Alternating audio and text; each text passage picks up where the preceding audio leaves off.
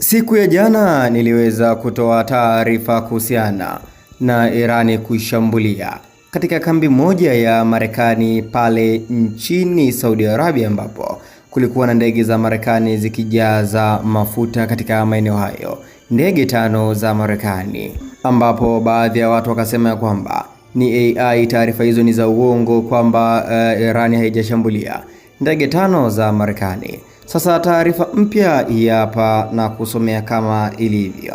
Kwenye lile shambulio lililofanywa na Irani kwenye kambi ya Prince Sultan Air Base nchini Saudi Arabia na kufanikiwa kulipua ndege 5 za jeshi la anga la Marekani, kwa maana hiyo US Air Force, za kujaza mafuta angani. Wanajeshi ambao wamefariki dunia ni kama wafuatao. Wamefariki wanajeshi 6 katika shambulio hilo, wanajeshi wa nchi ya Marekani. Mmoja anaitwa Major John A. Kleiner mwenye umri wa miaka 33. Mwingine anaitwa Captain Ariana G. Savino mwenye umri wa miaka 31. Sergeant Ashley B. Pruitt mwenye miaka 34. Captain Seth R. Koval mwenye miaka 38.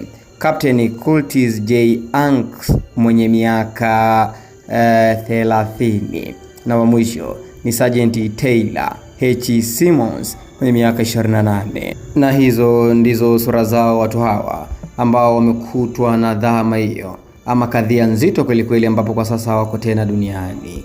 Hii yote ni kutokana na hii vita ambayo inaendelea baina ya Irani, Marekani pamoja na Israel. Sasa kuna watu walisema kwamba ile taarifa niliyoitoa ni ya uongo ama AI, lakini uhalisia ndio uko hivyo. Sasa kutokana na ndege hizo 5 kuharibiwa, jumla mpaka hivi sasa ni ndege 7 za Marekani zimelipuliwa na Irani. Irani hawataki mchezo katika mambo yao. Maoni yako ni muhimu sana.